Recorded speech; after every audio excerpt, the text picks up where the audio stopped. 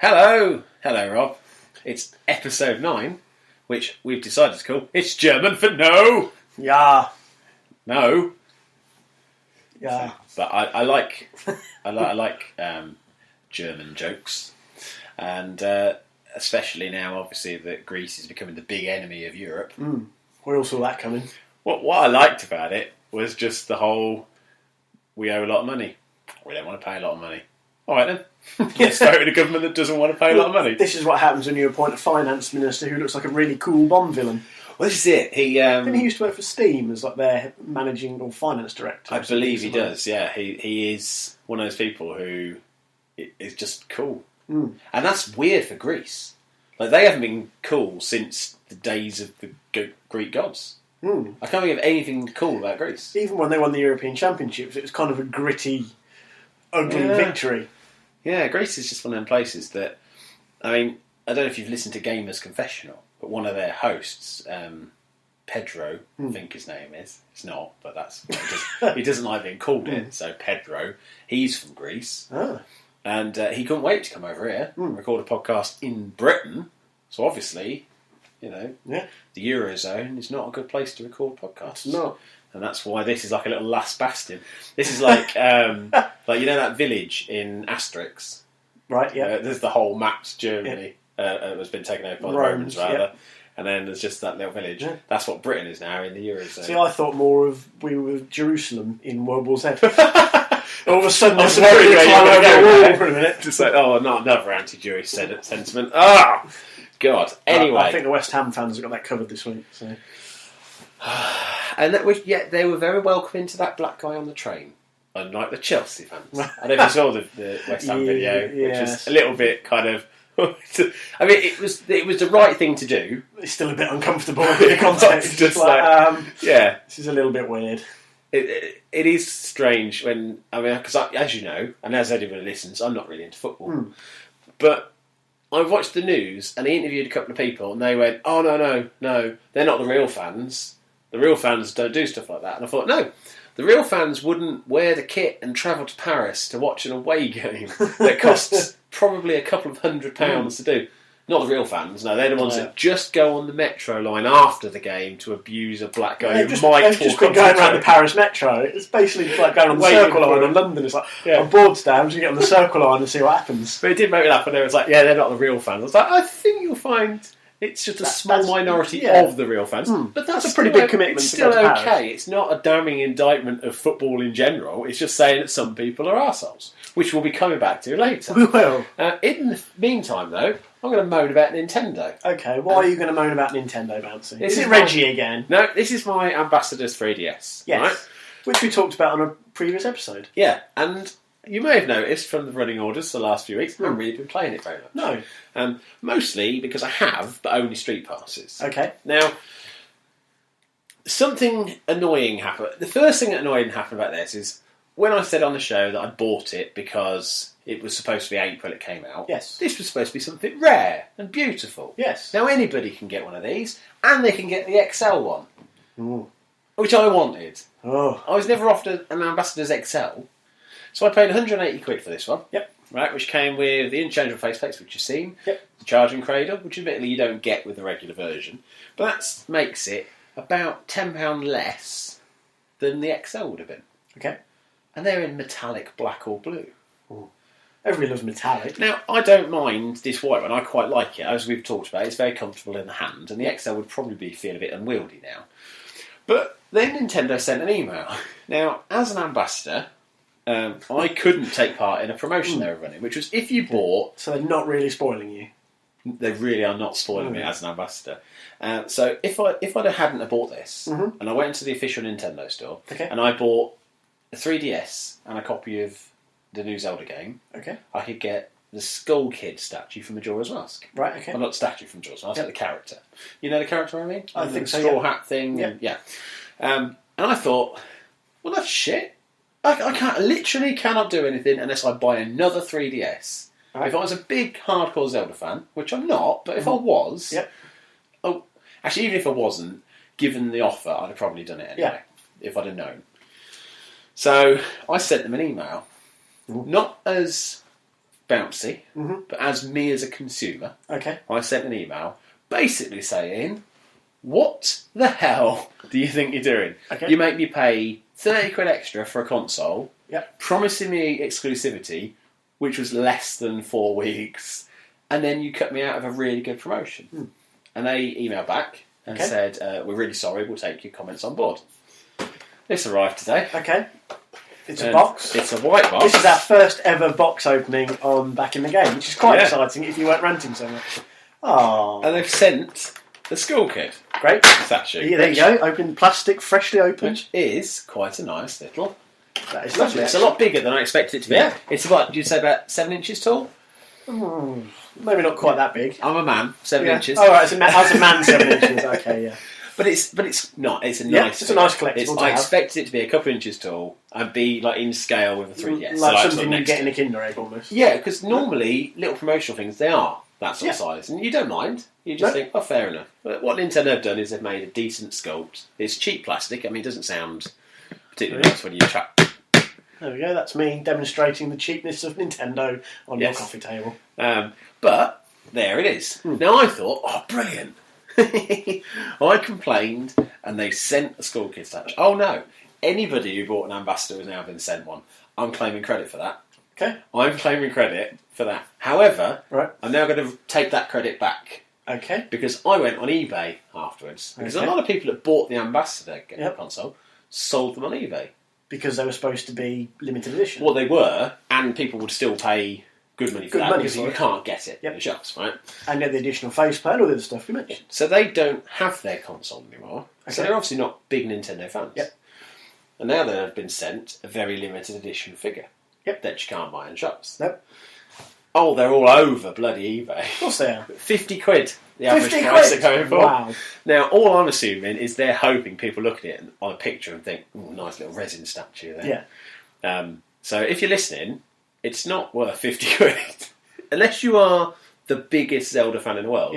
In which case, probably just buy that offer on... Or just email Nintendo and complain. Well, if you think about it, if you bought the offer, I think it was 190 quid it worked out as to have, or say 205 I think it was, for the DSXL, the new Zelda game and the statue. Now if you take off the 50 quid that you could have paid for just the figure, you're essentially then getting a new 3DS XL and the new Zelda game for 160 quid.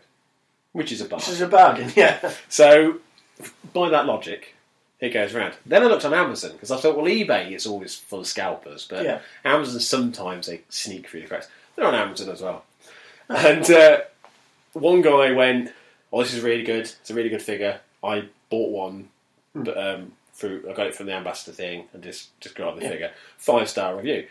Now, this is where I have an issue with Amazon, because product reviews should just be about the product. And as such, that's a 3 out of 5 figure as far as I'm concerned. If you're comparing that to, say, my Assassin's Creed big figures, that's a 3 out of 5 figure.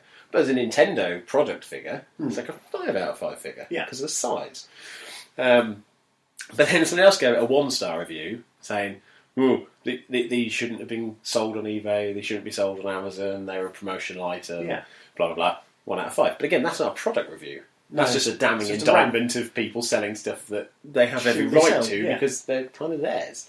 I mean, I don't know. Yeah, it has a barcode on it, so essentially it has a mean of... Skull Kid statue. What's interesting is I was reading through it. Now, you know when people do unboxing videos? And they're boring enough sometimes. On a podcast, it's probably more boring. Because we're not going to put it back and reopen the box. So I was reading through it, and I'm not going to read all of the back, but there was a bit on here that actually made me laugh so much. Somebody came in from outside the shop. I was just coming out straight into your house. Because I had the door open to the shop because we had a bit of a sulphur leak.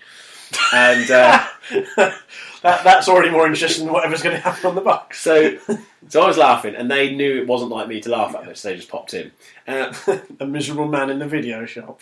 So I was talking about this whole thing, and I was prepared to say, no, it's okay, you can sell it because it's got a barcode. And then underneath, not for sale. so if Nintendo's saying it's not for sale, what? What is that going to stop anything? They're just writing not for sale on the box and then giving them a barcode to help them sell it. It's like, I won't be able to sell this because I don't have I do have a barcode. That's brilliant. Oh, I can't sell it because it hasn't got the... It's got not for sale written on it. I can't sell it because it hasn't got any of the protect... Oh, no, it has all the European marks that it needs. It has packaging. It has everything I need to make this a sustainable product. Yeah. But it just say not for sale. And just to assure... In quite small writing. It also says, ne doit pas être vendu. Oh. Which I'm not French.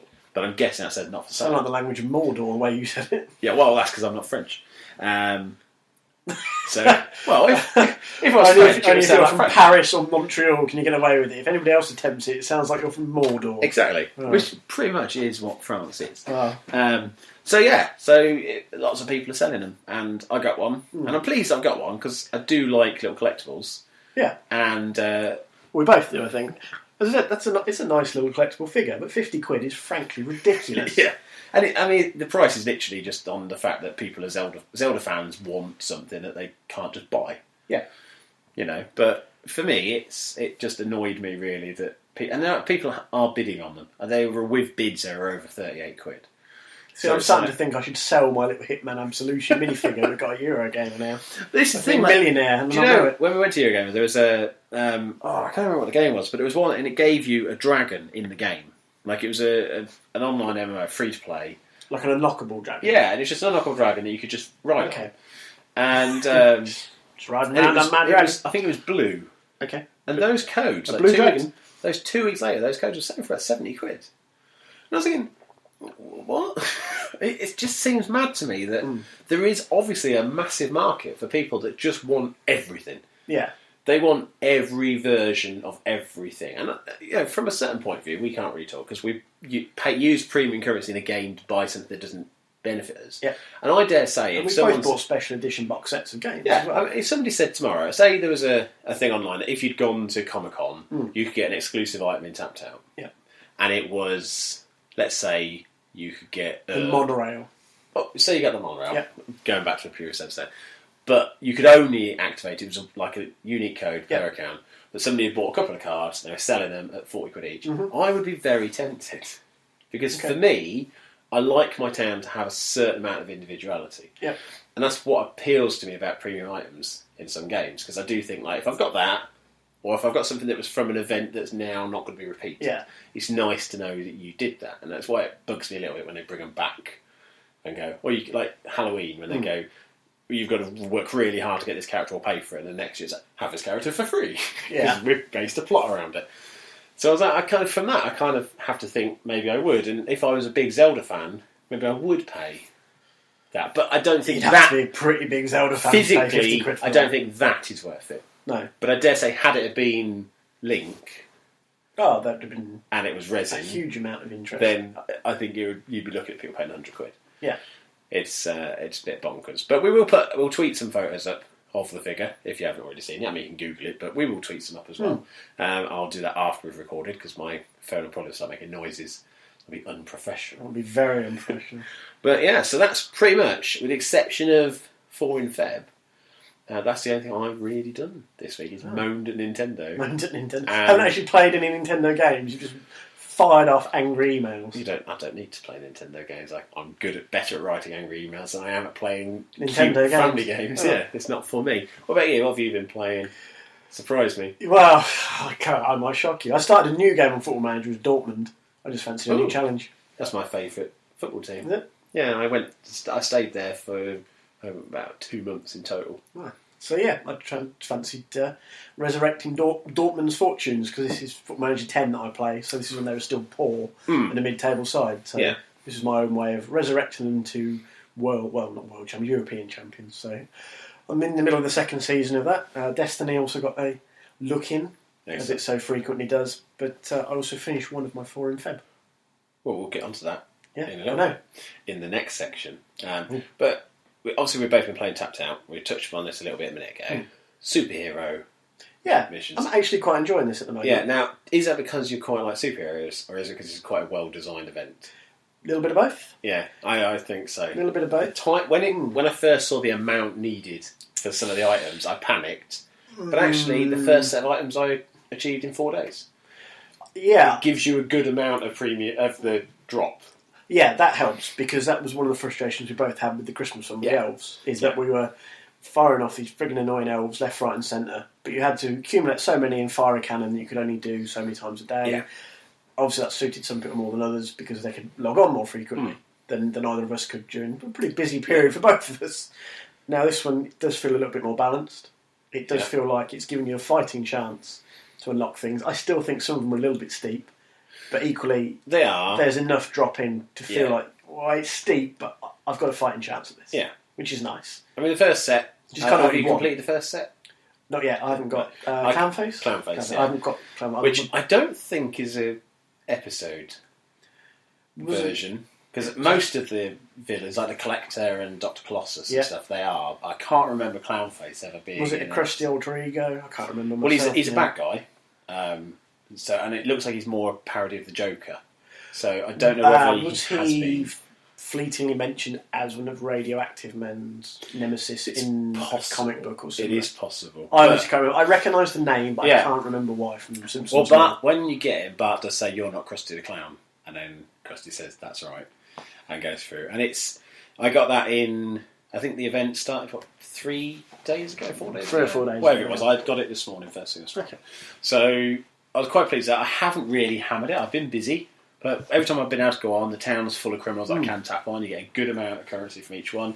You've then got the building, which upgrades quite nicely with the crystally things you can get. And I quite like the whole comic book panel.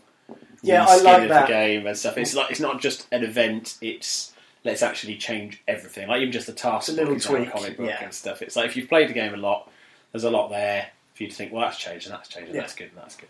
It's nice that they tweak things like that. And I'm quite excited about getting the Collector. Yeah, I am actually. And the other thing for me it's reinvigorated is the interaction with friends towns. Yes. Because I'd basically stopped doing that after I maxed out the friendship points. There was no reason to do it. No. So this has given me a reason to go and visit other people's towns again and vice versa. Yeah. And so that kind of weird pseudo-social element has returned, which is nice. The only thing with the friends towns things that I'm a bit annoyed about is I've also maxed out the counter. I would have quite liked them to have added in during the event an item you could only get through your friends' via going to friends. So it could have been just... Yeah, that would have made sense. I don't know, maybe it could have been costume for Renu Wolfcastle as Radioactive Man. Yeah. So he's not Radioactive Man, but you can just unlock that costume. And it might just give him like a mission, the goggles, they do nothing. Something like that. Yeah. And just something small to kind of say, well, actually, yes, it's benefiting you to visit the towns, but when you get to a certain point, you stop getting your event currency. Yeah. And I think that's about 25 to 30 visits. So by me, it's when I get to letter F, my friends list. Yeah, I get about 2/3 of the way through mine and this. Oh. And then I think the motivation to keep going for the rest of it, it would help other people if I did. Yeah. It's not actually benefiting me anymore. Because I've got no friends points, I'm getting no event currency, I'm just getting some money, which if you're high level, the money that you get is nothing. No. It's a drop in very, very... All I'm doing is tapping on the buildings just to get those 3 carbon rods. Yeah. Which seems insane because it's 3 carbon rods, but in an event where you've got to get so many of these rods to unlock things, they're kind of like, oh, everyone counts. Yeah. Every penny counts. The next one is exploding pies. Is that the next one? Which is the next one, yeah. And then all the criminals get big circus afros on nice. them. Which is quite good. And the other thing I quite liked about it, I was very impressed, when the countdown timer hit 0, the new mission started immediately. There was no nice. Oh, it stopped, and it's some vague time now, it's going to change. It was exactly at 8 o'clock this morning, I think it was. It went straight over, and then the next mission started. But it comes with some nice buildings. The Bern State Prison is quite a nice looking building. The kind of the tower for the heroes is a good one as well. It's a little bit too tall, but that's fine. I'll chuck it to the back at the end of the event.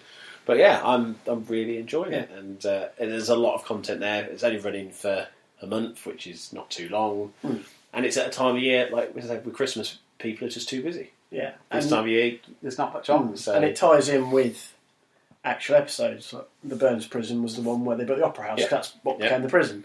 And obviously Fallout Boy and Radioactive Man have been frequently referred to in many series. Pie Man, Dr. Clownius, Dr. Colossus, who you can unlock later on, has obviously made several appearances. So it's nice that it ties in. The Collector, I'm really hoping they do Lucy Lawless. I don't think they will, but I really want them to. Yeah, or even if it's just a mission where he's shrinking down Lucy Lawless and she's just on the screen as a caption. It doesn't have to be a playable character. Or I'd like it's it referred to. Or it's a static item, just the Xena in the Mylar bag. Yeah. That's just a static item you can unlock. Anything like that would be quite good. But it's going well. Yeah. So as I said, from one perspective, it's nice that it ties in with old episodes. It's not tied to a new one where they go, find out this Sunday what happens, and then we have to wait 3 months to find out what actually happened. Yeah. So far there's been no, oh, you're enjoying this quest line, or buy this premium item, see what happens next. At the moment it is everything's unlockable with general amount They of seem to interaction. have learnt from past experiences, both good and bad, with this one. It seems that things have that nicely. The day that update went live, I had decided I was going to not bother putting it on my phone. I was going to put Family Guy on my phone, so I had it everywhere. And I thought, no, I'll keep it on my iPad. I don't use it enough. We talked about it on the show. Yeah, we both had diminishing interest in it. And I thought, no, I will play it casually. I'm not going to carry it around with me. And then about an hour later, that update went live, and I was like, put it on my phone. This is it. And I haven't done actually yet, but I've got no reason not to. Yeah. We've also both played a game. Far Cry 4. I know, we've both played the same game, albeit on different consoles. But that's also of interest to me because, as far as I'm aware, it's exactly the same game. Yep, I'm under the same impression. Yeah, it's just that the Xbox One is slightly prettier. Yeah, which I'll be entirely honest with you, the Xbox version, a lot of pop up on it. Okay, I favour the little gyrocopter. Okay, I love it. I'm about 90 minutes in. Right. So I've not done a huge amount. No. My advice to you is find a gyrocopter. Okay. Find a spawn point where there's a gyrocopter and just use that as your main base operations. Because if you try and walk across country, you'll get eaten. Okay. Or shot. Or eaten and shot. Or shot then eaten. If you drive, you'll get rammed off the road, then shot, then eaten, or a rhino will run off the road, or you accidentally kill someone.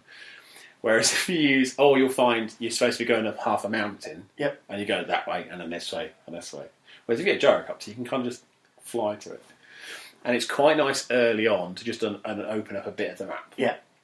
So I'm really liking that, but when you are high up, a lot of the textures start to go a bit ropey, crimpy. And you're not massively high. We're not talking like GTA skydiving high. We're talking no higher than you would get in the game. Yeah. Generally. And it does seem to struggle a bit with that. But other than that, I really like it. I've enjoyed what I've played so far because, as I said, I've only played about 90 minutes. Yeah. So I've gone through, I suppose, the initial find your feet, run around, learn to drive, learn to shoot. Have you had your first choose one side or the other mission where you have to go for intel or rescue the people at No, I've had a mission from each of the two. They're golden jackets. Golden Path, sorry. Yeah. So I've done one for the lady, who, again, her names are terrible. I think it's Anita or that's something like that. I'm now moving on to the second mission, but I assume from there, then it starts to get into the choices. So essentially, she represents the tiger path. Yep. So in your skill tree, you've got tiger. I've seen the skill tree. It basically fits in his whole idea of their way up. Yeah. So, normally that's me, isn't it? So all the tiger ones are like your aggression. So all your updates, all your let's have better weapon use, better all this. And then the elephant is better use of the environment. Mm-hmm. And it's kind of nice that they're split like that because the entire game is focused on. Yeah. She represents everything about military superiority. So I've just had a mission, and I assume you played Far Cry 3. I played it a little bit. I didn't play it very extensively. Well, there was a very infamous mission where you had to burn down some drug fields, and then some bloody I can't remember the name of the type of music, Skrillex type music. Oh, electronica, that type techno, sort of thing. And it was that suddenly started playing, and it was like, oh god, this is like. And they sent me on a mission where I could either secure an opium farm. Okay. So then the people of Kyrat. Basically, the argument was, if you free Kyrat, it's a thing where a corrupt dictatorship has stripped all the natural resources. Mm-hmm. They've got no trade. Yeah. So they'll all be poor. Mm-hmm. So if they keep the drug trade, yes, they'll be like Colombia and they'll be a drug state, but they'll have money. Yeah. Or you can go with the elephant route, which is Kyrat isn't going to be free if it's a drug state. We need to get rid of this. This is not who we want to be. Yeah. We're no better than them if we keep it going. And it's very difficult because both of those choices are genuinely reasonable. it is like if you're trying to start a new state, you need money. Yeah. But at the same time, at what point do you become corrupt? Yeah. And if you're overthrowing corruption but becoming corrupt yourself, and the missions seem to balance it out. And I found myself going from one mission to the other, like where one I'll agree with her, and I'll go that side, and then he'll go, I can't believe you did this. The next one I'm agreeing totally with him, and I'm thinking I need to make a reminder because at the moment, at some point you're going to have to make that. And choice. Depending on who you work for, they are in charge of the Golden Path. Right. Okay. So if you support her all the way, eventually, I'm guessing, and I'm not that far in, I'm about 8 hours in. Okay. And I haven't done many story missions because I just run around killing animals. Yeah. And honey badgers are my new nemesis. Honey Geese badgers. are out of the picture. Yep. If the honey badger moves in down here, I will kill it with a crossbow, the bastards. But yeah, so I guess there'll come a point where it'll be almost like a fable, where you kind of you'll tip one way or the other, and they represent the kind of visual. But there's also a lot of kind of religious stuff in there. So you've got the bells you can chime, and the spinny things and whatever. There's a serial killer on the loose. I don't know if you found any of the masks yet. Not yet. But there's some masks. There's a serial killer called the Goat. Okay. Who's left all these like Chinese masks around. So this is all this extra stuff to distract you from the main storyline, which is good. Yeah. Because I like distractions. But yeah, I did one mission and I went to Shangri-La, which is the paradise on Earth thing. And it's all done kind of like a dream sequence. There's lots of red leaves falling, and there's a tiger that's been stabbed, and you pull the knife out and it disappears. Now you've got a ghost tiger to fight with. Yeah. And you're fighting these demons that are trying to take over Shangri-La, and it's some really good game design. It's as good as Blood Dragon was as a spin-off from Far Cry 3. I could see them doing a whole Shangri-La game, but hopefully that's all in this. Yeah. I'm hoping there's more missions, but as you know, I don't read guides. Yeah. So I don't know if I've done the only thing they've got of it, or if I will find more later. But I think you're going to really enjoy it. Yeah. So far, so good. Definitely. Yeah. I'm interested to see how much or how big the map is. Like you, I don't look at the guides. I think there have been one or two exceptions that I've mentioned before, like the Fallout 3 bobbleheads. Yeah. I needed 2. I got to a point where I'm like, I'll bend the rule for this. Well, this is it. I'm interested in seeing what I can explore. The gyrocopter, just the tip. I think I'll definitely be following that one up. It's just, if you can remove frustrations from games, that's the thing. Some games get to the point where, take Skyrim as an argument point. Yep. You go out, you're attacked by a dragon, you take the dragon out, and you're at your weight limit. Yeah. The bones are too valuable to leave, so your options are dump a load of stuff that could be valuable, or walk really slowly for a long time. And there isn't an in-between. Yeah. It's either you go without that money, or you really suffer for it. With this, it's kind of like there are points where you can die and then go back to this point and die and go, and you just think, I don't want to do this bit. I want lots of fast travel. But luckily, everything you unlock kind of becomes a fast travel point. Okay. And the map is huge. Cool. It's I've basically, what I try to do with Far Cry games, and this is the other thing I can... Uplay. Do you use Uplay? Not extensively, though I did have a little look at it last night after I finished on Far Cry 4. Because I've not been on it probably since I signed up. Well, there's a gun you can unlock in Far Cry 4. This is the one I unlocked yesterday. The Robocop gun. The handgun. Yeah, which is Murphy's gun from Robocop. Yep. And I was like, oh my god, it's awesome. Nothing else in there is really worth it. It's literally the first time I've been in Uplay since I signed up for it. I really like when Uplay. I played Assassin's Creed. Uplay has been one of those things that I've always used, and extent I've bought games, cheap games, because they've got Uplay as well. So stuff I'm not really interested in. I think I bought Pure Football. I wonder why you had just because. I know I've got that because I like dancing and romancing and prancing, but not fancing. All right. No, it's fencing. I just can't say. Calm down, Eddie Nolan. But yeah, I really liked it because the kind of the reward you unlock, like points wise, you can use in any game. Yeah. So if you then went on to Valiant Hearts at some point, you can actually then use those points to unlock a digital comic, which I think is a 4-part digital comic that tells your backstory to Valiant Hearts. And it's cool because you can kind of like use the points on the last game to help you on your next game, which you don't see in many other things. Normally it's you do something to unlock something in that game. Yeah. This is like, well, thank you for being a Ubisoft customer. You can now have a hand up. And there's like XP boosts for the multiplayer modes, and that's quite cool. But that Robocop gun is a very good hand as well. Very, very useful. I've got that to look forward to next time I boot it. Yeah, oh, definitely. Wonderful. But also, there's a system where you can buy lots of guns, or you have to unlock them at a later date. So you do a certain mission and unlock a gun. But if you encounter an enemy that has that gun, you pick it up and put it back down. You've unlocked that permanently. And that's kind of a nice way of just saying, well, actually, you've fought an enemy who's clearly tougher than you. Yeah. You can have that as a reward. And you can buy maps that show you where all the collectibles are. Okay. So you don't need a guide. You can literally just buy something that will give you a rough idea on this huge terrain. And even then, like say with the serial killer masks, they will show you on a map exactly where to go. And then once you get there, it'll put like a blue area. And somewhere in that area is where it is. And it'll play a sound when you get close to it. But that's it. It doesn't like tell you, like there's not like a big glowy icon that will lead you straight to it. It just gives you more of a focus. So it's achievable. So if you want to do 100% just like you do with Tomb Raider, it's kind of got that to it. Because a big map and collectibles is not always a good thing. Grand Theft Auto 5. So, yeah, I think this is something we'll definitely be talking about more once you're a bit more into it. Because I don't want to say too much that'll ruin it. But it's nice to have some pointers early on. Yeah. The other thing I can suggest is... I'm just trying to think what would be really beneficial to you. Like a one bit of advice.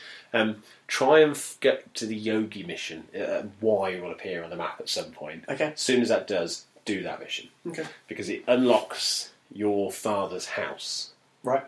And much like the Assassin's Creed games where you can kind of do up the house and unlock things, they've got that mechanic. So cool. You can then have body armour, plants that grow, a helicopter spawn, a trading point, everything in that one location, which is very useful. Useful to have that sort of central hub. Yeah, and it's sometimes you'll get to the point where if you've not upgraded your wallet too much, you're getting quite full of money. Yeah. You can just fast travel there, spend it on an upgrade for your house, and then toddle back, and everyone's happy. So, yeah, it's a splendid little game. But that's, like I said, that one mission I almost didn't do because it was, as far as I was concerned, it was a side quest. Yeah. But actually, it's very important. It's very useful. So yeah.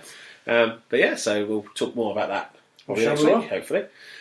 Right, let's get on to 4 in February. Because as we record this, it's what, the 25th today? 24th. 24th, so we've got 4 days. I've wrote it down there, 4 days. 4 days left in Feb, should have figured that out. Could have been a leap year. It's It's not. So we've got 4 days. How many games have you completed? 2. So you'd already Zwei, finished... in the spirit of the episode. Oh, okay. So you'd already completed Fable. Yes. So this, assumedly, must be the whole Mass Effect trilogy you've now completed, is that then? No! Strangely enough, I haven't completed all of the Mass Effect trilogy. I have, however, completed Tomb Raider.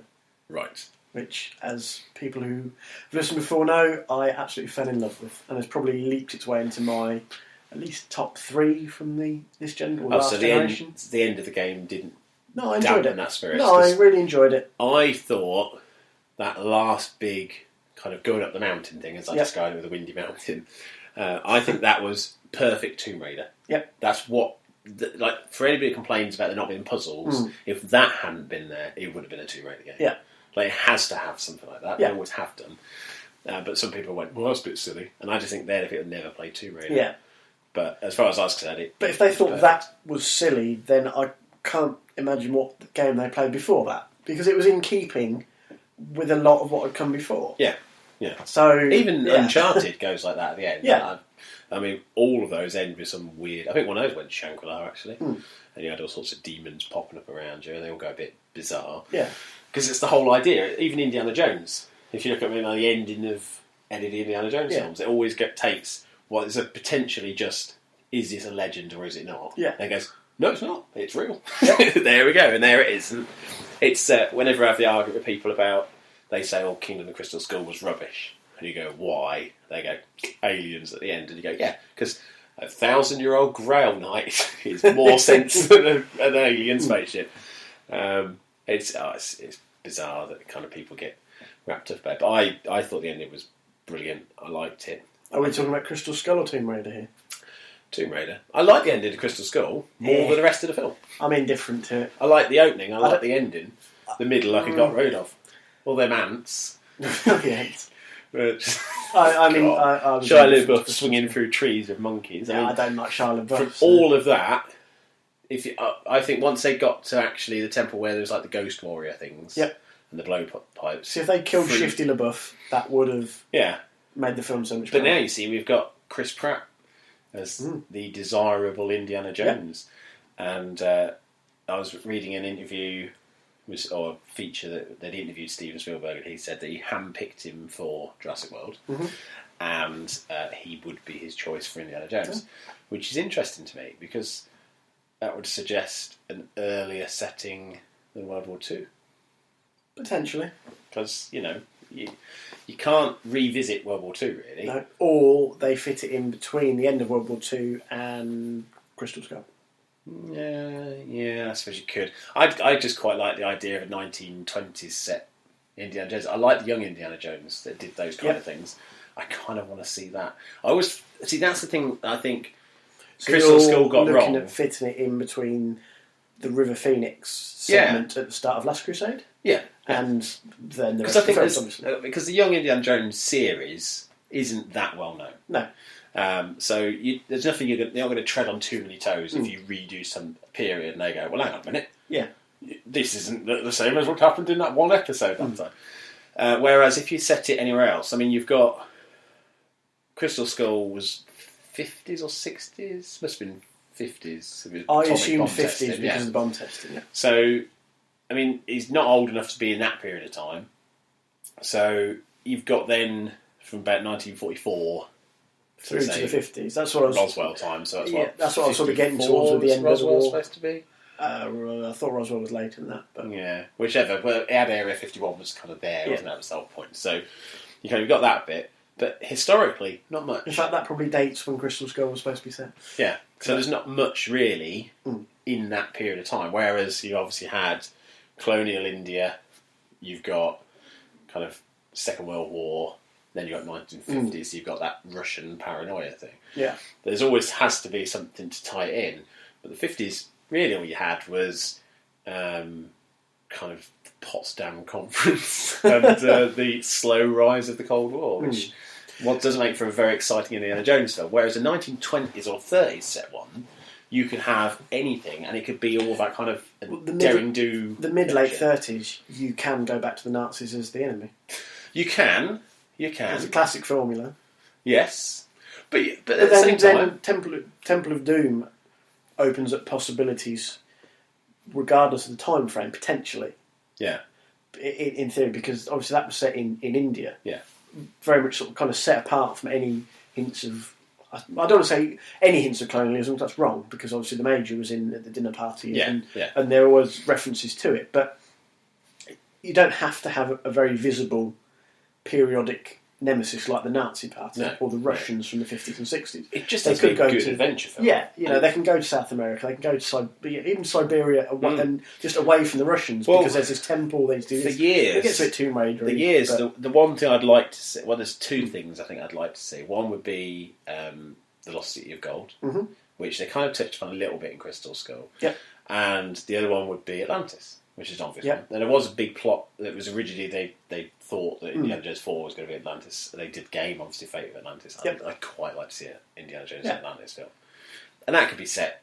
You see, if you set it in the 1930s and 40s, it's just, for me, that's what makes an Indiana Jones film. It's the that historical setting. element. Yeah. It's not necessarily the fact that it was set during World War II or the Nazis, bad guys. It's the clothes. It's the look. If you've got a guy with a fedora and a leather knapsack and a whip in 2005, it just looks stupid. Yeah. It has to be of its time, and Indiana Jones was a period film when it was made. It was like set 40 years before it was made, so I'd quite like to see that. Yeah. Anyway, that's kind of getting off the point massively. Yeah. So, Tomb Raider. Yeah. So that's now you are going to go back to it at some point. And I started picking up a few more of the collectibles, but the point was I wanted to finish the story, which I have now done. So the collectibles I'll do as and when I just fancy a very lazy wander around the map, basically. Yeah, it's just, I think the whole game is bookended nicely, and I think it ends exactly right. Yeah. I think it's not a happy ending as such, because Lara is definitely not coming out of it going, oh, brilliant, I'm going to sell my story to the Sunday Sport. But that wasn't the point of the game. path. And it does tee up nicely for Rise of the Tomb Raider, which we've talked about before. Exactly. So, yes. So you've done 2. I have done 2. So you've got 4 days now to finish the Mass Effect trilogy Yep. and read Metro 2033 Yep. and finish Metro 2033. Good luck. Yeah, especially as I've been distracted by Far Cry 4. I know, this is it. I mean, obviously... But then I'd rather play games... This is the whole concept you have with Breaking Bad. Yeah, yeah. You know, I actually quite enjoy Far Cry 4. Yeah. So I'd rather play what I'm enjoying because I'm playing. That was the whole point of 4 in February. Exactly. To get you playing games, maybe clear a few... I mean, if you look at what you've been playing, you've played more this month than you probably have done 6 months. Yeah, potentially, yeah. And that's again, I mean, if you look, the other day I finished a game, what was the game I finished accidentally? Oh, Brothers, Tale of Two Sons, which I just gone on holiday by mistake. I started, enjoyed it, finished the entire game. Yeah. It doesn't matter, it wasn't part of my 4 in February, I shouldn't have done it. I should be playing New Super Mario Brothers Wii U, because that's the only one I haven't finished. I finished Valiant Hearts, absolutely loved it. I can highly recommend it to anyone. I have a question for you. Yes. Because I looked up Valiant Hearts yesterday. I know you've been playing it. I saw on the running order that we've been so professionally organising all week that you finished it. I had a little look. I'm like, ooh, shall I invest? Shall I not? 12 quid. Is it worth the 12 quid? No. Okay. That was one of those things. asked. It will be on a deal. Yep. And when it comes to a deal, and I'm not saying that it's not worth 12 quid. What I'm saying is, it's not worth 12 quid. As people, there are people who you and I have better things to spend money on. Mm-hmm. Like, so if you have to sit and think, is this worth 12 quid to us? Yeah. If you're sat there and you've got 500 quid, yes, it's worth 12 quid. Yeah. Because it's a very good game. But it's one of those things like The Order, we were talking about last week. I didn't get any in my shop. Yep. Because I feel uncomfortable charging 45 quid for that. Yep.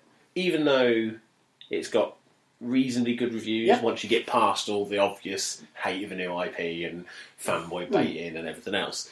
The fact is, people are enjoying it. Yeah, it's got solid reviews, definitely. Right, so that's fine. But for a shop, I'm like, well, that's going to come down in price quite quick. And when it does, then I'll get it in the shop. Yeah. Because I want to sell it, but I want to sell it for what I think it's worth. And that's kind of an interesting point as a retailer, where you think, well, yeah, I'd sell it. I'd sell that fine. That was on Amazon, I think it was $47.99 right up until release. It was a very expensive bit of new IP. I've noticed that a lot with the next-gen games. There isn't a lot at the moment of pre-release. A lot of them are near the RRP. But it seems to be more platform exclusives. Platform exclusives seem to have a lot higher, like Bloodborne as well. That's again like 48 quid and PS4 exclusive. Whereas Dying Light is going to be 40 quid. Saints Row was a budget one anyway, but it came in at about 32.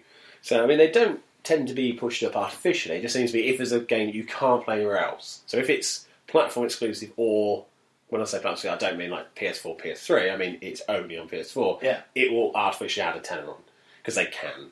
Because what else are people going to do? Yeah. It's like the guy I was talking to today. He comes in. He bought Far Cry 4 from us for the PS4, and we were chatting about it. And generally, the argument, the thing was, he's Eastern European, so the conversation's a bit weird because we're both massively into games, so we can kind of connect on that. But sometimes he'll want to say something, but he can't quite think the words. And he was like, "Fucking rhinoceros." I was like, "Yeah, that's right, mate. Yeah, fuck them, the bastards." It is funny when they attack a jeep. Oh, it's so good. It's like that scene in Jurassic Lost World where that jeep barrels off on the caravan thing. Yep. Just like that, but all the time with people flying out all over. Brilliant. Hilarious. But he was saying, are you going to get it in? And I said, no. He said, I want to buy it, but it seems a lot of money on the store. I went, it is. I said, wait, get Dying Light. Dying Light's out this week. It's 40 quid. You get the season pass included to apologise for the muck-up and some extra content. That's 40 quid. So why pay £8 more for something that's only 6-7 hours long? Yeah. You have to put a figure of worth. Now, for Valiant Hearts, it is a very emotional game, but in the sense that it draws you in. It's not just like melodramatic emotion. So it'd be very easy with a World War I set game to go, oh, it's World War I, this is quite sad. What it does instead is you go along, you'll find a little item, and you'll pick it up, and it'll be like a button. And you'll say on the sky, hit yellow. You hit yellow and say, this is the sort of button you'd find on the tunic. And these would be found on fields for the next 60 years from the dozens of people that died. You think, Christ, that's just a button. Yeah. It doesn't need to be, here's John Flynn, he was shot at the Battle of the Somme. It's, here's a button or a brush. And it's like when you go to the Auschwitz Museum and they've got all the shoes and the glasses that were taken off of the prisoners. And it's like, sometimes a physical item that you can relate to is easier than just some soldier. Yeah. Because a soldier in uniform, by very definition, is not an individual. Whereas as soon as you start seeing letters or carvings and stuff that people have made, it allows you to have that. It's like almost like a physical version of brevity. Yeah, exactly. It's that very refined to the point. So that goes there. Bang. And then the other side, you have historical information. So if you're going to Ypres, which is where they first used gas attacks, it'll have a little bit about what happened. It'll have a photo and it'll have a bit of information and it'll talk you through it. And it's not a huge amount of information. It's kind of on a par with Medal of Honor where it used to do the intro sequence. It's kind of like that. So you're doing this very simple story, which is basically a father, his daughter, her boyfriend, their son, an American who joined the war early because he didn't like the fact that he didn't, and he was a black guy as well, which is quite a big coup to kind of make a fuss out of. It's like, not only is he American, but he's also black. And there is touches of racism in the game, where like some of the soldiers didn't want them near him, and he kind of proves himself to them. Yeah. And that. But it's all done, there's no dialogue inside of the levels, it's just kind of noises and things. And the puzzles are very simple, but you still find yourself kind of endeared to these crudely drawn characters. And all the way through, you got this feeling that one of them's not going to make it. And it's a war game. There's a good chance none of them will make it. So. And without too many spoilers, the character who has the saddest kind of conclusion to the story, because not like some of them do survive, but that can still be quite sad as well because they're what they've had to go through. But one of them goes through for something that absolutely epitomises World War One better than anything. And it's so part of me wants to kind of discuss it because it's the linchpin of why I enjoy the game. It's difficult without spoiling it. But essentially, a character commits an act of treason because his commanding officer is just screaming at him, pointing his gun at his troops and saying, no, just keep marching, and they're getting killed. Yeah. And every step you take, they're getting killed. And eventually the guy cracks and just does his officer in. And he's shot for it. And it's like, ultimately, that act saved lives, and it would have happened. That sort of thing did happen. World War One, there were a lot of people that they had no idea how to deal with such stress and such strain. And for the game to put that in was bold. Yeah. But and I watched it and I was like, oh no, it's okay. They're going to rescue him. It's like, oh, they're going to rescue him. And it's like, oh, Jesus. But it needed to be. It needed to be. You can't do a game about a massive historical event with a massive loss of life and a huge amount of tragedy without having an element of tragedy. Yeah. But it's not done like in a like kind of overly schmaltzy way. Yeah, it's just done as that happens. And there's a nurse character in it, and it's she basically helps whatever soldier she finds. So she finds a German soldier, she will help stabilise them. She won't necessarily take them back, but she helps them as much as she can. And the way she helps is it comes up with like a thing along the top, and it's almost like Guitar Hero. It'll be kind of the heartbeat rate going along, and then at each pulse it'll have a button press, so you have to push it, and that will kind of go through. Yeah. If you get it wrong, now obviously in Guitar Hero it'll start flashing red. In this one, it's a bandage, and it'll start to get dirtier and more bloody. And eventually then the person will die. There's all these little visual kind of cues to kind of make you think, this isn't a game, this is you saving someone's life. Yeah. But it's a game. And it's that kind of to and fro that does it well. But it's, I mean, as you probably noticed when I was talking about it, I started to kind of get a bit, not welling up necessarily, but it is hard to not be affected by something that, I mean, you can watch a documentary, World War One, and it's hard not to think, Jesus, that's so incomprehensible. Like, I've studied it at A level and beyond, and I still, after visiting battlefield sites, and you just kind of sit there and think, you can't even imagine what it would have been like to have sat one day, say even like just every town's got a war. So you pick one of those names. That kid probably went, yeah, I'm going to do my bit. I'm going to go off to France and I'm going to do my bit. And then 6 months later, he's shuddering in a foxhole somewhere. And shells his face. It's an awful thing. And the game does that without being too miserable. It's got elements of humour, but at the same time, it is entirely respectful. Yeah. And it does, and that's hard to do. Yeah, it is. So absolutely. From that, it is entirely worth buying. But 12 quid's a lot for a downloadable game. Yeah. And so I'd say if you see it on sale for £6 or under, absolutely jump on it. If someone gives you a gift card, you literally cannot find anything else, totally go for it. And if anybody's listening and they are a bit more flush, go for it, because sometimes responsibilities have to come before a really good game. So that was finished, and I played that through when the kids were around the other day. My oldest was watching it for the majority, and then he came downstairs. My youngest sat with me. Now, my youngest doesn't really know much about World War One, but luckily the centenary of it last year, a lot of primary schools studied it. So we were talking about bits of it as we went through, and I was saying, what do you think about that? And it was quite nice that, because he sort of had studied it, but he hadn't seen something like this. Whereas, I mean, obviously they can't show the World War movie or too graphic a facility. So he was seeing a cartoony version of events that he'd studied. So it was quite nice for that as well. So hopefully that game will go down as a kind of a fitting tribute. As far in a world, and we were talking about Call of Duty, in a world in which most military-related games, it's a gung-ho action film where you're going to trivialise it a little bit. Yeah, and I always feel a bit uncomfortable being that character. Whereas this one was, you all the way through, you have good intentions. And it's a very fine game. It's about 8 or 9 hours through, and I'm glad I went back to it, because it probably would have stayed there for another 6 months. I wouldn't have touched it. And instead I've gone back and gone through. So that was good. So I finished Lego Batman, I finished Advanced Warfare, and I finished Valiant Hearts. I've just got New Super Mario Brothers on the Wii U, and I just cannot be bothered to play it. I've got a nice headset now. Okay. So hopefully when I play online with some of the people who are listening and a couple of my friends, I'll actually be able to do some voice chat while playing the games. But for the moment, it means I can actually now play on the toilet with the sound on without the kids knowing what I'm doing. It would look a bit weird though if it was ever like I was sat there and they go, "Dad," and just go, "What? Why have you got a headset on the toilet?" I'm listening for submarines. Shush, go away.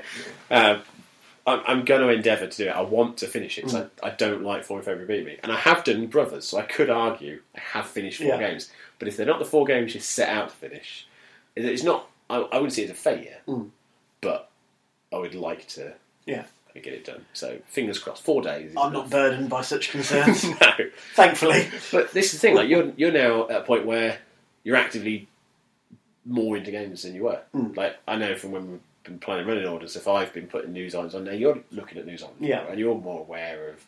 That's cool. I mean, that's exactly what Falling February is. It's rekindled interest in things that I'd probably drifted away from a lot. Yeah, and that's why I love Falling February, because it's not about can you do this. It's more like, do you remember why you play these games? I mean, I probably never would have gone back to Fable 3. No. With all the intentions in the world, I probably never would have gone back to that had I not set it out. So, as short as that last little piece turned out to be, I've done it now. You finished it. Well, that's good. That's good. Right, should we go to Mark and have a little bit about fighting games? Yeah. Go! Gotta keep this up. I'm on my game today. It's not over. Ready for more? Hello again, listeners. This is Mark, Xbox Live Silicam, and welcome back to Mark's Minute. This week's topic, fighting games. Now, if you don't know about me, I'm actually a massive fighting game fan. Mostly Street Fighter 4, that's my jam. But I also like Virtua Fighter, BlazBlue, Skullgirls, even Smash Brothers. Anything that's fighting competitive, I'm all about it. So recently I was shopping and saw a magazine cover with Street Fighter 5 on it. PlayStation exclusive, cripples me being an Xbox One gamer, but it's coming to PC, so I'll pick it up there. This got me to thinking. In my opinion, the reason Street Fighter can go single platform, apart from the PC, would be that it's not a massive selling game. Now, fighting games, while popular and had a resurgence since Street Fighter 4, are not really massive blockbuster sellers. I think this is down to the fact that fighting games take a lot of input to get your reward out of. Once you do and you master them, they are amazing. Some of the moments you can have fighting against another person on the one-on-one face-offs are just incredible. So, I want to hear what you think about fighting games. I want to hear what you like, what you don't like, some of the ones that are your favourites. If you've never picked up one before, what's stopping you from getting involved? So as the usual, tweet myself, tweet Rob and tweet Bouncy and let us hear all about it. Now, little side note here. I've come up with an idea. A little fundraiser for the Lollicast, as it would be. Now, my idea here is I'm going to do some one-on-one fights on Street Fighter 4 on Xbox 360 if you're interested.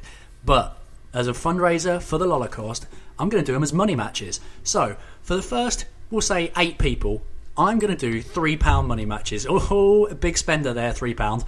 But if you're interested, it could be £3 in your pocket. Now, how I'm thinking this is going to work is Bouncy, everyone knows and loves him, is going to be the money man.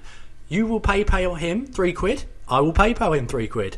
If I win, my £3 comes back to me, but your £3 goes to the Lollicast. If you win, the whole £6 goes back to yourself, and you're in the money. Fight format will be 3 rounds, 99 seconds, and it'll also be best 2 out of 3. So if this is something you're interested and you want to take part, either tweet myself or tweet Bouncy, and we'll get it under wraps. Hey, and if you lose, at least your money's going to a good cause, to your favourite podcast. Help Bouncy and Rob get some new equipment, and also help them with the, shall we say, the upkeep of the show. It does take time out of their schedule and whatnot, so it's nice to support the guys.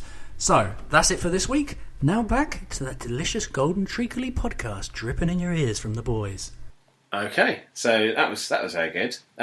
We gave him longer than a minute this week. We did. And he used that time very well. He did. Now, off for a new segment, which we're going to call Arsehole of the Week. Yes, we are. Which, after we talked about Peter Molyneux, we could have started with that one, you swine. Well. But it will hopefully be, we'll talk about anybody, from online trolls whoever's been an arsehole. Rubbish idiot celebrities, to Cliffy B, to bloody Reggie, to Jim Sterling, to whoever is particularly pissed us off this week. This week, it's Adam, in inverted commas. Well, we're not sure if it is Adam. Oh, we Bouncy. Well, I'm dubious. Certain it is It's all Adam. a bit dubious. Let's give the listeners the background of the story. As some people may have seen it. A young lad, 11-year-old in California by the name of Henry Kramer. Yeah. He used SharePlay on Destiny, I should point out, to share his console with another gamer using the PSN ID Kermit the Frog. Now, Kermit had offered to help Henry boost his characters up to the highest level quickly. And this is an exploit called cheesing, isn't it? Yes, exactly. So, why? Yeah, Why no, cheesing? exactly. I know. Going off at a tangent, I don't get it either. But obviously, young Henry, so 11 years old, he wanted to try and use this to get his 3 characters up as quickly as possible, as fast as possible. Yeah. And he had it on Twitch. Mm-hmm. And what transpired was Kermit the Frog deleted his Destiny characters, all of which were above level 20, all of this is on Twitch. It's a little bit uncomfortable, actually, knowing there's this 11-year-old boy sobbing at the end of this, and it's just like, wow. It's not uncomfortable, it's hilarious. The digital version of kicking over sandcastles.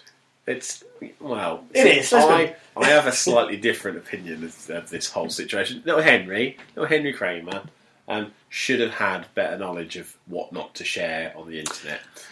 Right? Maybe, but secondly, come on. a mature-rated game shouldn't be played by an 11-year-old kid. Well, people have raised that up. That's a parental thing, I think rather than also an online asshole thing. Twitch does restrict it to over 13-year-olds as well. Pass. So he's basically a criminal. Okay, are you telling me you've never played a game with an age rating higher than your age? I have. But do you know what I've also done? I once played a game and you shot a goose with a I crossbow. went to the toilet and I came back and my friend Connor had deleted my game save. Now what I didn't do was go, I went, well, that's my fault for leaving you in a room with my game. And then you shot him with a crossbow as well. Other people are arseholes.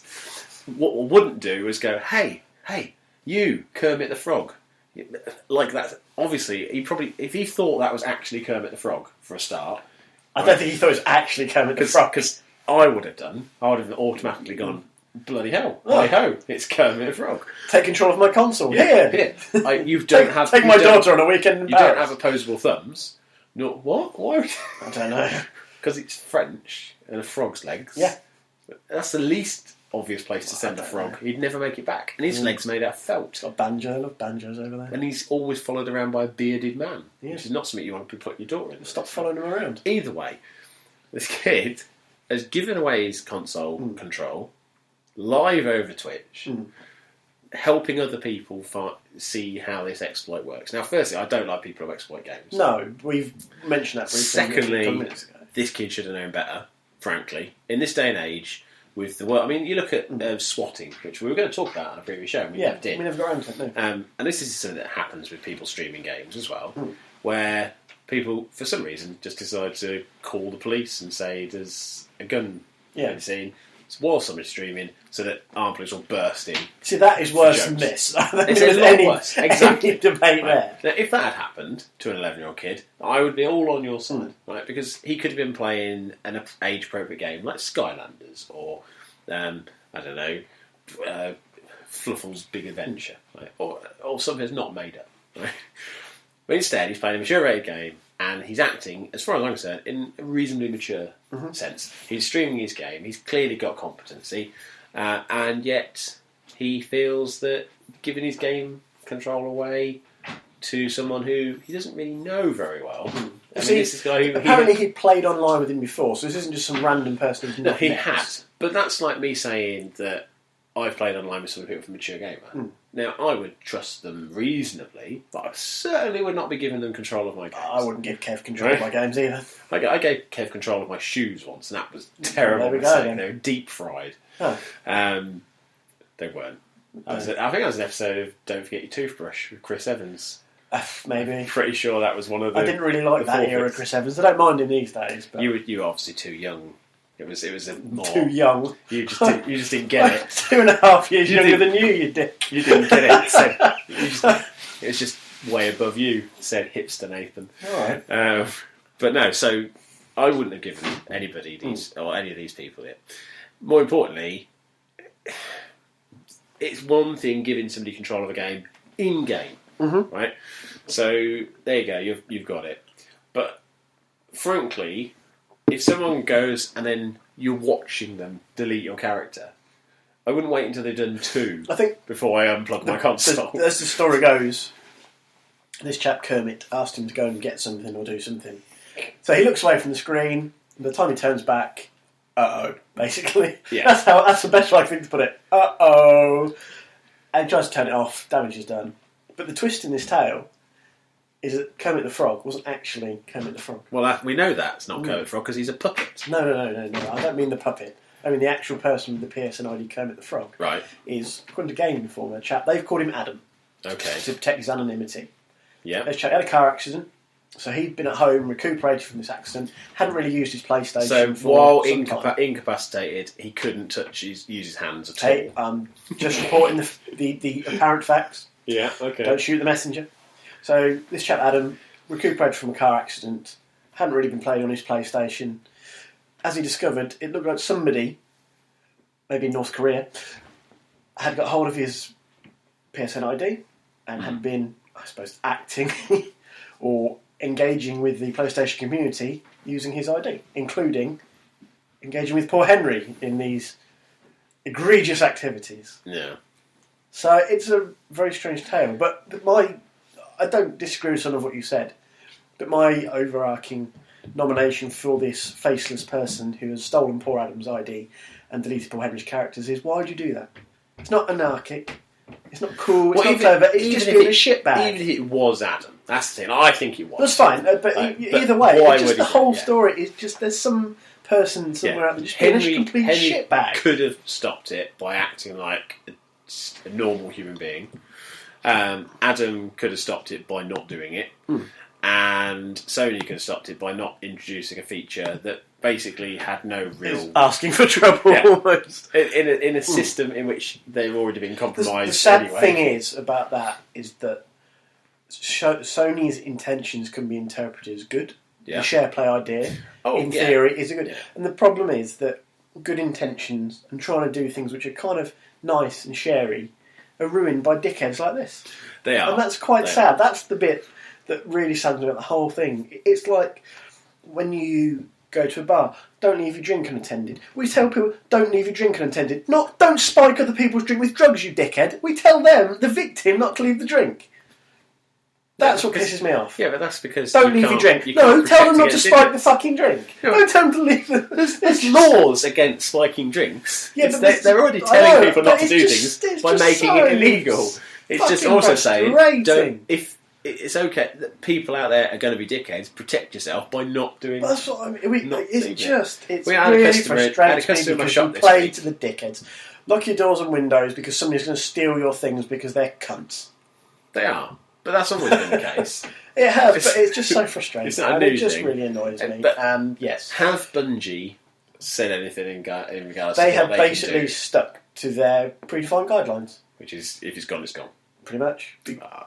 Which I kind of where do they do if they break it or break the rules? Bend it for this kid. Yeah. Where does it stop? Oh, well, you bent it for him. Why won't you do it for this guy whose hard drive was corrupted? Yeah, Or he had a fire because his rabbit pissed on the microwave and it exploded. But not his that fault. wouldn't delete his game save, though. There's a wages. That's a bad example. Fair point. But, Sony should really have does some the line sort of come thing in? in here as a complimentary thing. Sony could do something. Bungie could at least gift him something to say, you know what? I mean, But again, from what I've read of if it, you set a he precedent hasn't like lost that, his third character, has he? And I he don't hadn't lost think so. all of his weapons because the guy had gone to the weapons instead of the third character. So he'd gone into the inventory and eventually was going to get rid of the rare weapons. So he's got his weapons, and you can get a character back up to level. That's not really. Oh, an well, I've issue. got all three, and I've got the Yeah. Titan up in the space of 10 days. So it's not like he's there. What I'm saying is, if I was the sort of person who had shown commitment to a game like that, I would want that game company to be doing something. Like, so they did that. There was that kid, wasn't there? Was he critically ill, and they created a specific weapon with his name on it. Yeah, I know I vaguely Borderlands did remember it the as story. well. Yeah. Bungie have done It it. does ring a bell. And there are things like that they could do. They could just go, you know, like the, I don't know, what could you call it? What would you call it? Like the never share. Also a shotgun. But the thing that's is, just where if they do that, where do they draw the line? But at this point, it I've depends how accidentally you see deleted my it. save, Bungie. Do Why you could see you him as a victim, or do you see him as an idiot who could have prevented it? Because if you're a victim, then Bungie should do something. The same as the police should do something. If you're robbed in a pub, if you say you're in a hotel and you get robbed, you wouldn't expect to pay your hotel bill. No, that's Right? fair. Now the hotel could say, look, it's not our fault you got not robbed. Frankly, when you sign that contract, you were ready to pay the hotel bill. But you've been robbed. So they could, as a gesture of goodwill. Yeah, Now, this is good customer service. Now, Bungie is very big, and they don't have to offer good customer service, but it would be nice to There's a think... joke in there somewhere. It would be nice to think that while they won't let people who have paid for a season pass to have the vehicle, that they might allow this kid to just have some, even if it's just a shader or an emblem or something. It doesn't have to be anything major. It could just be something just to say, look, all right, you've been a bit of a prat about it, but you didn't deserve this. I don't know. I just think there's something that could be done. I dare say, with the amount of coverage this is getting, he probably will end up with something from somewhere. Quite probably. But at the same time, I think the lesson to be learned is don't share with people who you really, really just vaguely know because you played online with them. Basically, the lesson is be more insular. No. Because if he didn't share in the first place, then no, it's not that he shouldn't have shared. What he shouldn't have done is shared with somebody he didn't really know. Yeah. I genuinely, if my kids did that, I'd smack them around. Well, I wouldn't smack them, but I'd give them a verbal smack around Podcasts the aren't head. admissible as evidence. No, but you know what I mean. Like, I'd be quite cross to say, like, if my kids had given away their email passwords. Yeah. Like, the school where my eldest was, they did a thing where people just tell each other their Facebook passwords. And then were surprised when their friends went on their Facebook and just started deleting people and sending rude messages and things. Oh, don't do that. Like, it's a bit of common sense. Well, he didn't understand that. Yeah. And so I said, well, that's why you don't have Facebook. Frankly, kids are kids and don't understand their responsibility. But it was just a general thing. Like, oh, of course I'll share it with you. Of course I'll do that for you. And, you know, from an 11-year-old kid, you don't probably assume automatically that people are going to be fucking annoying. But at the same time, that's not an excuse. So, as I said, it just makes me sad that you have to just assume everybody's a wanker. Yeah. That's a sad way to live. Pretty much, You have to. You're pretty right. much most people are. Yeah. That's the the thing. sad bit. And you have, and no matter how good-natured you would like to be, or how you'd like to do the best, and everyone, there's always some toss bag like this. But this is the thing, like from a moral point of view, like the only way we can be outraged about this is if Bungie is equally outraged about this and does something about it. That's the thing. Like if Bungie say, I'm still going to be outraged by it. I don't care. You'd be outraged by it, Oh, and I'll be outraged by the fact that Adam seems to just want to defer the blame, get his mum involved. Well, it wasn't him. Because what's going to happen to Adam? He's never going to be able to play with that profile again, is he? No. He'll just constantly be getting abused. Even if he did do it, right? Which, I'm pretty certain, 100% certain, that yes, he definitely did this. All right, Poirot, come on. Right? Because... Like a digital frankly, Poirot on the case. His mother was responding to things. Maybe his mother did it. So he had a car accident, but his mother was looking after him. So that doesn't make him an old man. 23, I think. Yeah, right. So I think at that age, he's the sort of person that probably was a bit pent up, a bit frustrated. And there's this bloody 11-year-old kid who keeps messaging him. Keeps going, "Hey, do you want to come play a game with me?" So, oh, for God's sake, him again. I know what I'm going to do. Fucking give me your controller. Right, there. Now you're going to play because you won't be able to go on any of the raids because you haven't got a high enough character. Now, piss off, Henry. And then suddenly, obviously, he realises that everybody knew he did it. And he's like, "Oh, it was me. I saw you in the shower. Wasn't me." That was the radio, didn't they? Was it? I quite like that song. I will say that anyway. So yes, that's our song of the week. So Adam, inverted commas, we'll call him innocent until proven guilty. Just Whoever this deleted guy, Henry's profile and possibly stole isn't Adam's. Adam. It's an ID. Is he? So this guy's not actually called Adam. No, they use that name. They use that name for that guy. So we'll just say Kermit the Frog. Okay. Whoever was assuming the role of Kermit the Frog in that one, because now Jim Henson's dead, it's usually Brian Henson. So it's either Brian Henson or Gavin Henson, the rugby player. No, it's either Brian Henson or Adam. Now I don't think that Brian Henson needs that kind of publicity. Exactly. So I think it's quite obvious. But whoever was Kermit the Frog in this when you instant remove is our arsehole of the all week. other possibilities, whatever remains, however unlikely, has to be the truth. So Miss Marple did it. Awesome. Yeah. Right. Let's go over to Dalek now. This is Dalek Sex, and the voice of sex is coming in your ears. Yeah. Huh. Come on. He's got opinion and posted suggestion, but never reveals his name. Read by someone, taken as a good one, but nobody knows who wrote it. Few lies of the sentence lie, anonymity annoying me all the time. It's like a 2-channel where people just throw their anger and forget about those foul actions. In my capacity as the voice of sex, I know a lot of kinky people, so it's only natural that people keep asking me my opinion on 50 Shades of Grey. Well, obviously my opinion is that it's a terrible movie and an excruciating book, even by the standards of softcore porn, but I don't think that's quite what they mean. They want to know whether or not it passes the voice of sex acid test for being a sex thing, and I'm only too happy to oblige. In the interests of full disclosure, in compiling this rant I was helped by the articles on the subject written by Rolling Stone magazine and Cracked, which both did lots of homework so I didn't have to. It's all about ethics and nipple clamps, baby. Hashtag 50 Shades of Greymagate.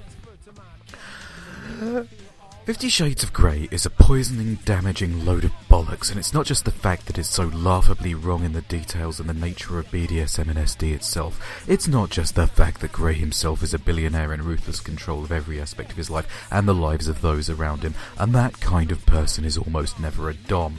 We'll skip over the fact that the idea makes no real-life sense or narrative sense, because maintaining control is simply not an itch that people like that need to scratch. Surrendering control is. It's not the fact that Grey's kinkiness is presenting as something that had to be explained by his difficult childhood. Oh, of course, somebody psychologically healthy could never be into that stuff. Oh, goes the audience, he had a poisonous childhood. That explains it. Phew, we're normal after all. It's not even the fact that even after this explanation, the whole thing has to be framed as a relationship with an older individual, so even the venomous explanation of how only the mentally or psychologically damaged could be turned on like this is framed completely needlessly in a damaging context. And it's not even the fact that Grey is portrayed taking a literal virgin to a private dungeon and having them sign a sex contract. I would like to point out that the BDSM community is incredibly open and rigorously self-policing, if for no other reason than self-preservation, because nobody wants a scandal or even worse, a police investigation on their doorstep when the new guy at the club turns out to be a sex murderer trolling for new victims, and I know a place where that happened.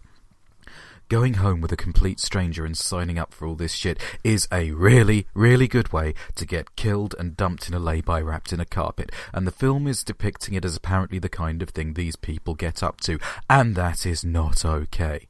No. What it is, what really, really pisses me off about 50 Shades of Grey, is the simple fact, he's kinky, she's not. You can, and indeed people do, go on and fucking on about how 50 Shades of Grey is about an awakening. He awakens something in her. Oh, isn't it exciting how something dark inside her is awakened? No. Look at her. She is not enjoying that shit. 50 Shades of Grey is not about an empowering awakening. It's about brainwashing. It's about an unfathomably rich and powerful individual taking a young girl and converting her, and that is not good, not even in the same postcode of good. And I'm the voice of sex, and you can trust me when I say I know the difference between an awesome kinky dude and an abusive spouse.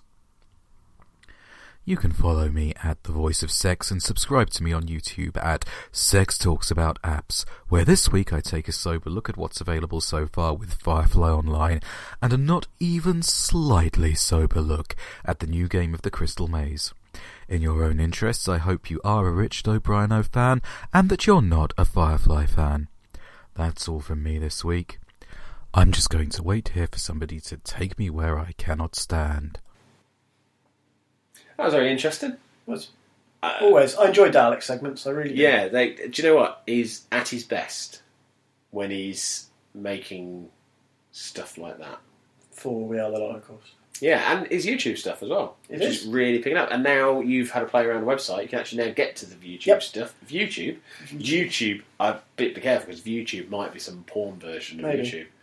Like Rouge Tube and Red Tube, and there's loads of different tubes, aren't there? Yeah. But you've got a little drop-down bar now, I've noticed. Yep. You've added in. I've started to tweak our website. So you can now get to Mark Silicam's YouTube feed specifically. You can get to the Sex Plays apps. Sex Talks Sex About Talks Apps. And the We Are the Dalek, of course, one, which is... More recently, it's been obviously the episodes, but hopefully we'll have some other stuff to go on there in the very near future. Hopefully, if I can get my internet connection sorted out, there'll be some archived Twitch streams as well. There we go. Because that's the plan. Yep. So that's good. And do go over there, do subscribe on YouTube, and follow them on Twitter as well. We'll give you the details at the end. Now, To the Moon. Yes. Is, as we discussed briefly before the show, not a game you know very little about. I know almost nothing about it. And that's a shame. Much like Valiant Hearts, To the Moon is one of those games that genuinely managed to make me have all the feels, as the kids say these days. Is this where you put your Shake It Off playlist on again? No. So essentially, as you quite amusingly read for yourself, it is a company who are like a reverse company of Eternal Sunshine of the Spotless Mind. They go to people who are critically ill, and they create a false existence, basically, so they can live out whatever they want to live out. So it could be there was a lost love, so they can actually implant a memory that they'd never had that lost love, or they could be a puppy or whatever. And it's the story of To the Moon was basically you go to this house and you're trying to work out what's going on. And there's all these little lighthouses, and it's very, very good. It was made in RPG Maker, which is something you can buy for about 20 quid. It had some pixel art done specifically for the game, but essentially it was just using a preset made tool, a preset of tools, and going through. That came out a couple of years ago now. When it came out, I absolutely adored it, and the soundtrack to it was very good. It was just one of those games that everything was right about it. It was lo-fi on the visuals, but incredibly good on the story. It just worked. So, as a follow-up, they did a sequel, a Bird Tale or Bird Story, I can't remember what it's called now. But they also did little kind of mini episodes that were based around the company. I think they're called the mini-sodes, haven't they? Mini-sodes, yeah. And so the first one was a New Year's one, which was them in the building at New Year's. It was about 20 minutes long. It wasn't very long at all. But it was free. It basically installs up to your Steam library. And you go into your files and you can just open it. And they've now done a new one, which you play as the character from their follow-up game as an older man. So it's not really a sequel to that game as much as it's a prequel to the sequel to the Moon. Okay. But it just gives you a little bit more story, a little bit more in that world. Fleshes it out. Yeah. Which is all very good. And it's a good time again to basically highlight what is one of my favourite games. It's about £3. It's really not very much money at all. And it's available on Mac, so I might have to look this one up. Yeah, it's very good. It very often appears in Humble Bundles as well. So you may have bought it at some point on Humble Bundle and never realised it if you're into Humble Bundles. I haven't been previously. You should have been. You should have been. You should have done what I've done. My old laptop never would have run anything that was ever in there. I can't run them. But I've still got 700 games now. I still can't run, but I own them. But you can watch the Lord of the Rings complete play box games set a million times. I can, but I can play games like To the Moon, which is what's quite good about these box sets, these Humble Bundles, as it will. But follow-up, I think, was Finding Paradise. Okay. And the reason as well I wanted to talk about it was the guy who did the pixel art. Unfortunately, he's now been taken very ill. His mother's had to quit a job to care for him, and the makers are basically saying you get this content for free, but if you like it, maybe you'd consider chucking a couple of quid his way. And it's not like specifically, it's not going to go to the company at all. It's literally just go towards them to help with their expenses, which I think is quite a nice gesture for what is a very small company making this little game that's just their little thing. And to restore my faith in humanity after I yeah, and Dalek.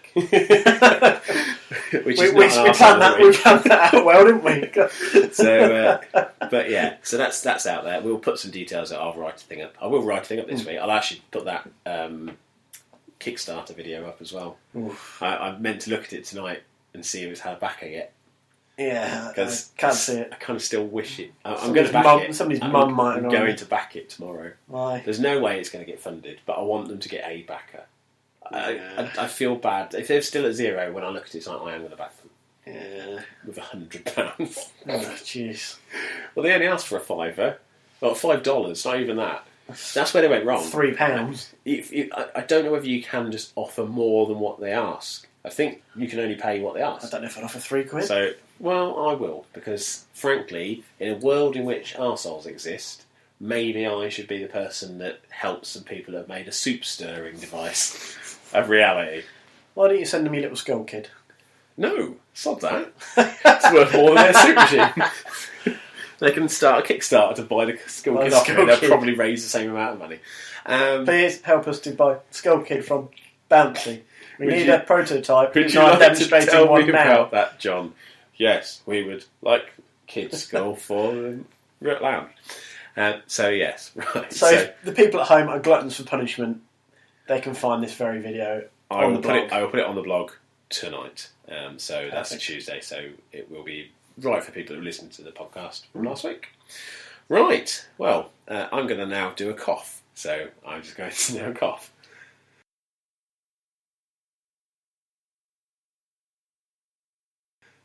Now I can't cough. That's ridiculous. No, I can cough. Can you not cough under pressure when other people are watching? Right, so with that, carefully. No, don't make it sound like it needs editing. Okay.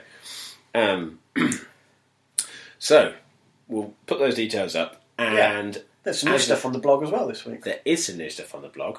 We've both written stuff for the blog. We have. We've started a new feature called Most Wanted 2015. Yeah, which I had no part of setting up, but suddenly we're guilted into writing. Well, it's like, here's a thing. The only way to get you to write for the blog. Here's a thing that we can all do. It's not a flying car video by Kevin Smith. You don't seem interested. All right, shut it. I think you'll find that in the last month, 2 articles that have been most popular have both been written by me.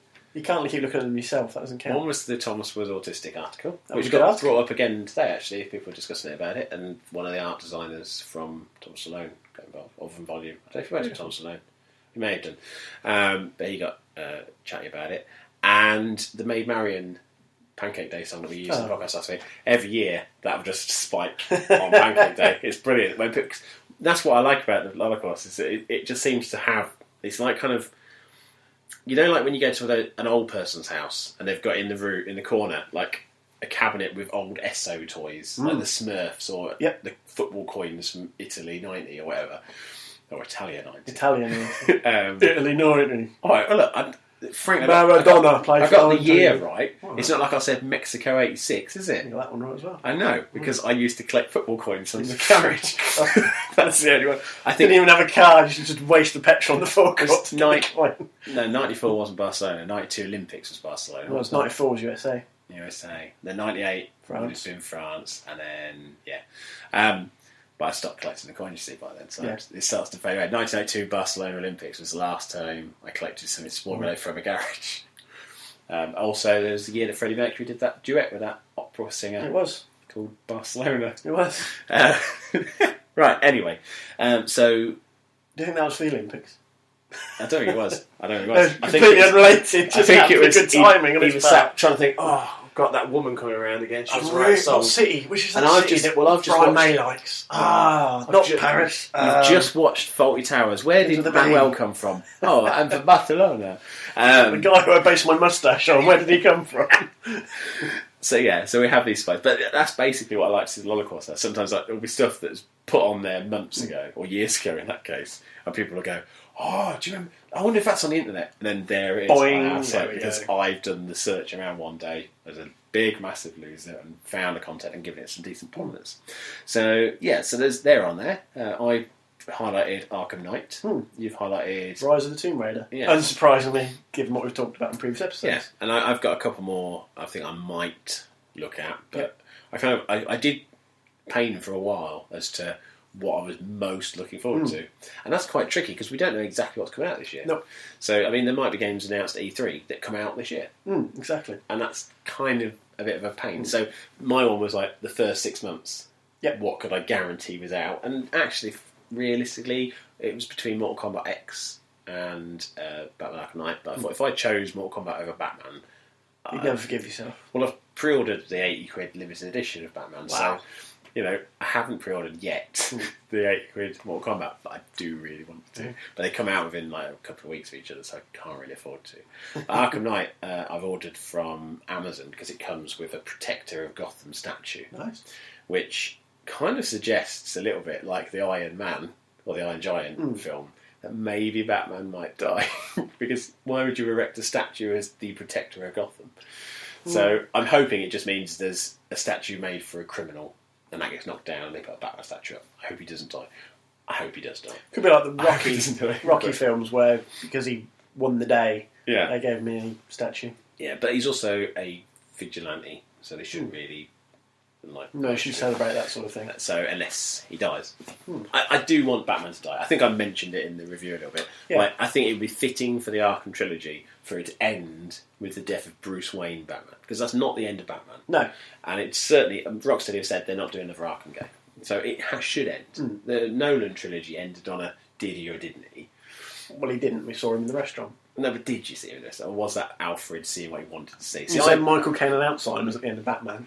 I like to think that Batman died at the end of Dark Knight Rises.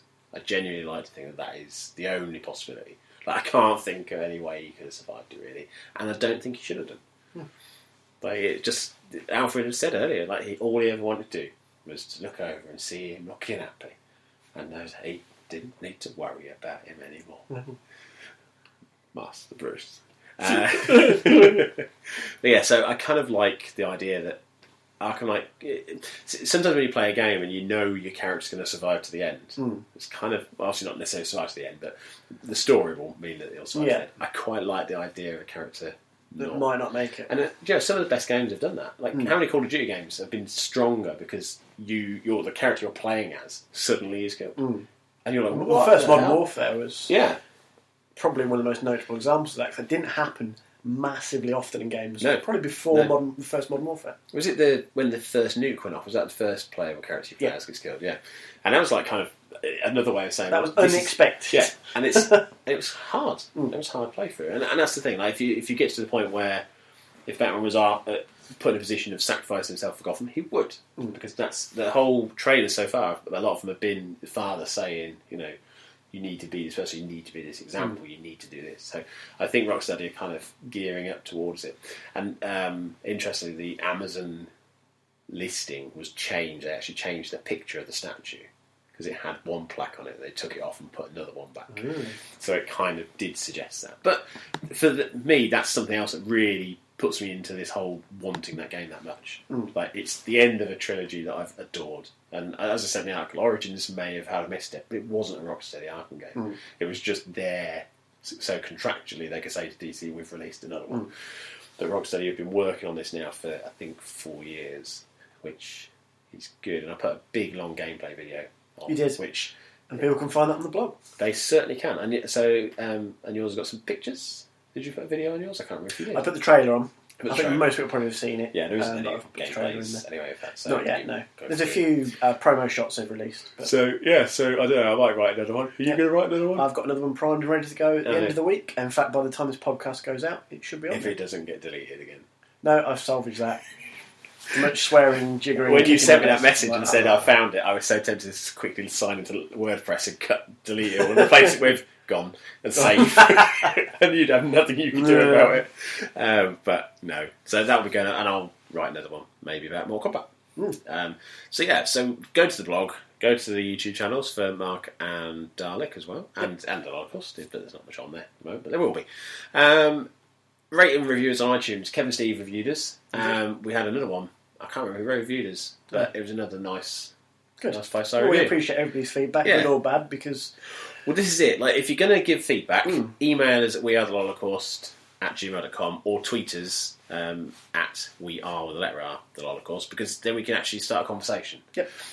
I don't mind negative reviews. If you genuinely hate the show, and frankly, you probably not listen to this part of the show to hear me say it. If you genuinely hate it, do review it that way. Like, review it, but base it on the content, not on the fact that you don't like me, or more likely you don't like Rob. Don't like myself. You can just shake it off. So haters going to hate. Exactly. And cake is going to cake. But yeah, so if you email us, like we've had a couple of emails this week specifically that just said, really like the show. So it's nice to hear. I think the changes you made are really good. We're like, which ones in particular? So do get in touch. It's always good to hear. So that's that. So on there, if you're on Stitcher, you're listening through there, or any other service I've managed to get us onto, I can't really remember. I've submitted it to a few now, but I think that is pretty much just iTunes, Stitcher and Spreaker. Yep. SoundCloud and YouTube it kind of posts to, but they're the three that we kind of manage. SoundCloud couldn't handle it. No, SoundCloud is useless. They're too big for SoundCloud. If you have been taking part in Fall in Feb, mostly we've only really heard from Postman Gav on this, and I don't think he's going to do it. I've not kept up with his progress. I think, frankly, much like not the postman around here, he won't deliver. But if you are, or you have been doing it, tweet us, use the hashtag 4Feb, and we'll be able to pick those up. That's the number 4. Yes, yeah. And you can use the whatever, really, if you're atting us in the message. Don't really matter what you put. You put a hashtag, sod your hashtag, and we'll still get it. But we're going to do a roundup show next week of anybody who gets in touch and what we've looked back on and how it's changed us intrinsically. Existentially. You can follow, let's do Mark and Dalek first. You follow Dalek at The Voice of Sex, and you follow Mark at XBLA Silicam, that's Scylla Black and Cam as a whore, or Cameron. Whore. You follow me at Bouncy with an H after second B. And you follow me at Rob McGregor 35. And we'll see you next week for episode 10. What the hell is this? You've named episode 10. That's my job. Well, you're too slow. Tell these people what you're going to call it. Episode 10, Big Fat Hen. Fuck's sake. I'm not going to wave at the laptop because of you. Bye-bye, everybody. Bye-bye.